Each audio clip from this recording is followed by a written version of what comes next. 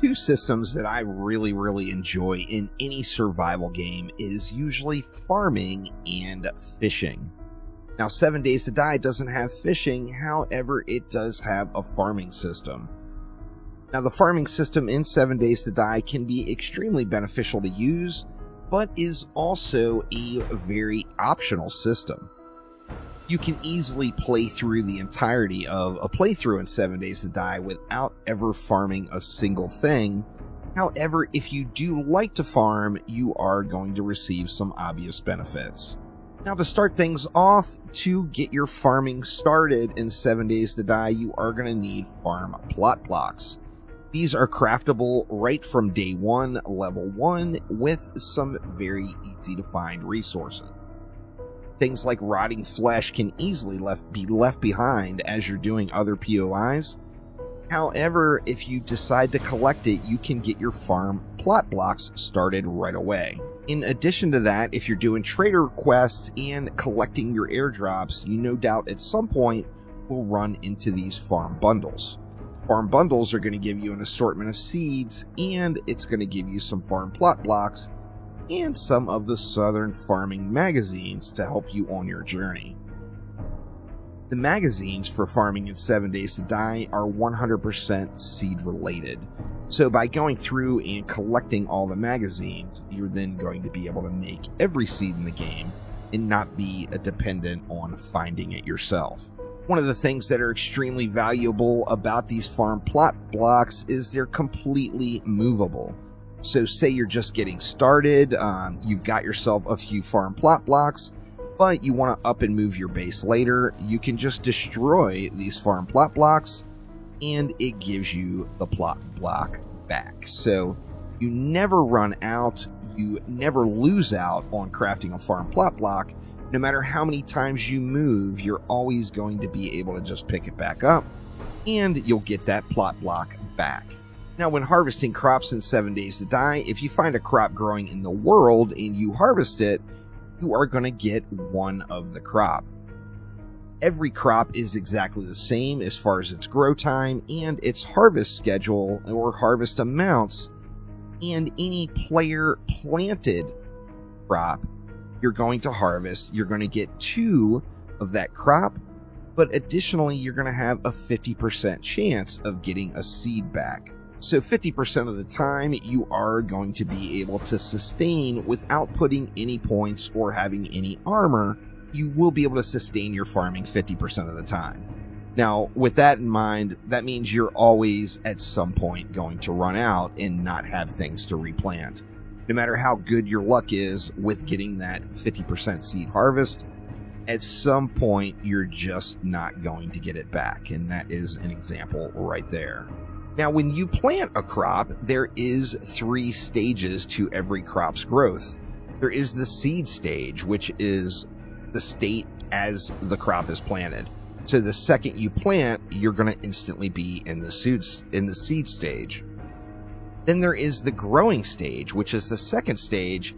And then the third would be the plant stage. Now, you see the item is going to be called plant then.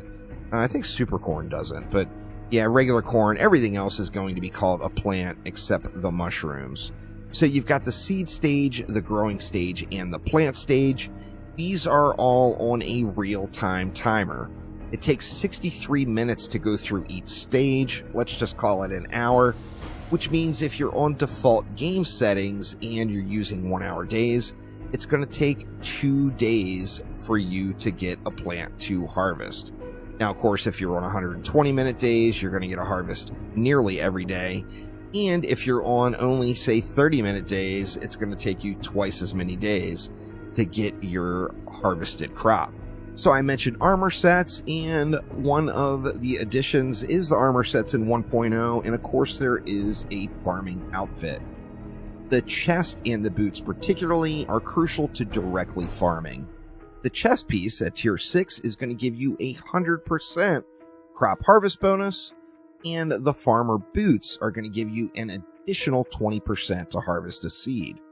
So by wearing the chest and the boots, we are now going to be able to harvest, and we're going to be getting 3 seeds every single time. So 3 seeds back no matter what. Sometimes you're going to get that 50% or 70% proc if you're wearing the boots. Sometimes you are not.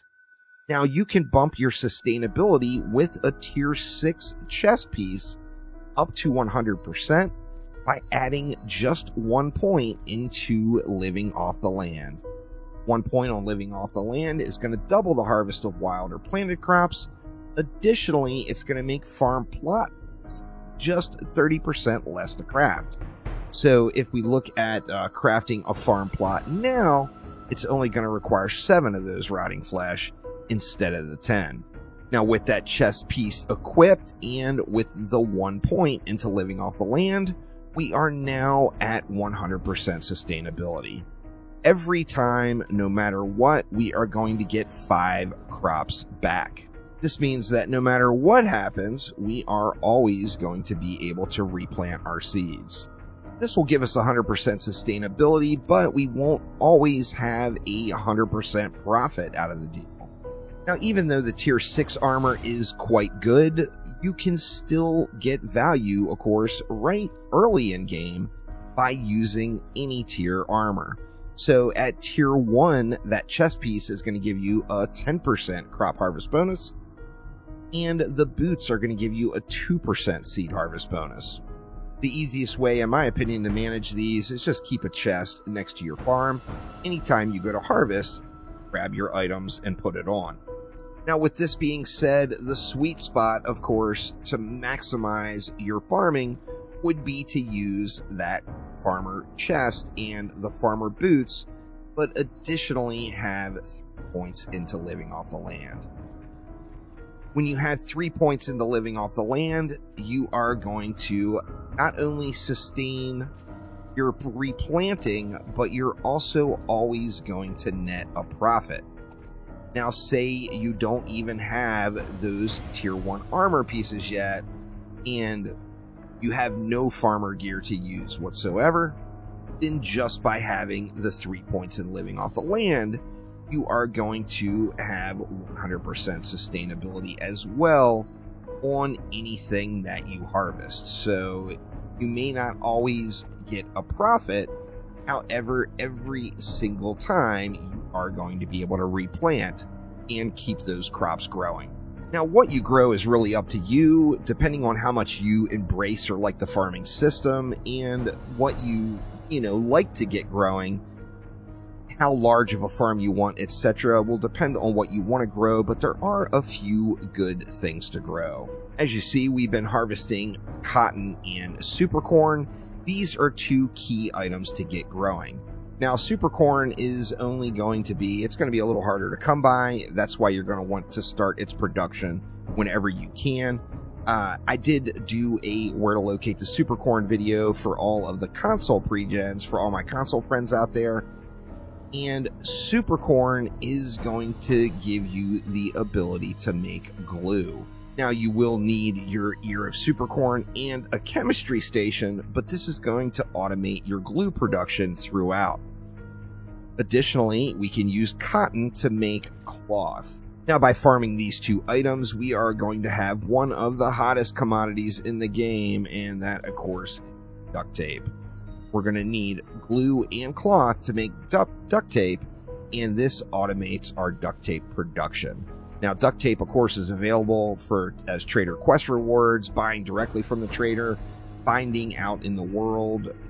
Duct tape is readily available, but you need duct tape for literally everything in the game, making it a real gate and a hot item to get farming. Now, in addition to duct tape production, I usually like to grow corn, potatoes, and mushrooms. Now, mushrooms, of course, you get the benefit, as you see here, where you can just plant them on literally anything in the game. They're always, you can just throw mushrooms on anything. You want to drop some mushrooms underneath your base at the very bottom of it. Oh yeah, you can grow mushrooms off of any surface. Doesn't require the sunlight and is super easy to get growing. So by having corn, potatoes, and mushrooms, this busts us into the food category. Now, of course, with the better food, it's all about the meats. So if you're doing any hunting and you are collecting your meats, having raw meat and animal fat is going to make some of the better food items in the game that you can craft directly without needing like a canned good. And there's 2 key items with that. We've got meat stew, which is going to be raw meat, potatoes, corn, animal fat, and water. And then we got steak and potato meals, raw meat, potatoes, mushrooms, and animal fat.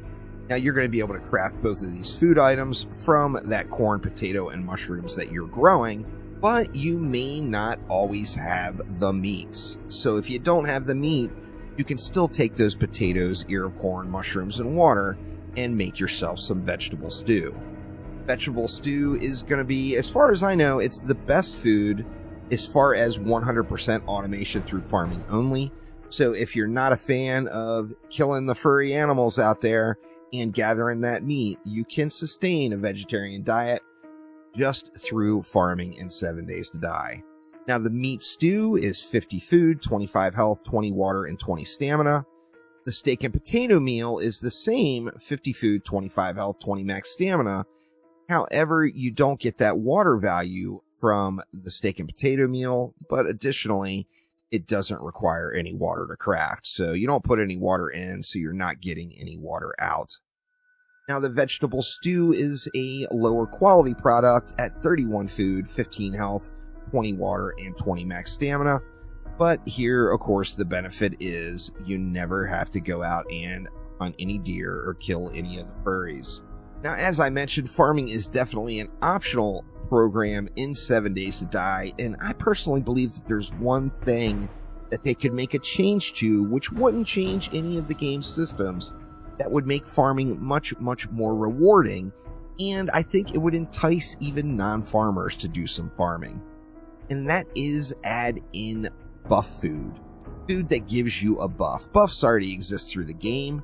You're going to be able to buy various buff items from vending machines or from the trader, get them as rewards, or find them directly in POIs. This entire buffing system already exists in the game. If there was food that we could cook that gave us buffs, I think it would make the farming system much more productive and much more enticing for everyone out there. So hopefully this helps answer everyone's questions on farming to get you started. If you like to farm, do it. If you don't like to farm, don't sweat it. It's not going to be mandatory, but there is some obvious benefits you're going to receive from farming. But that will do it for now. Thanks an absolute ton for watching, and have a wonderful rest of your day.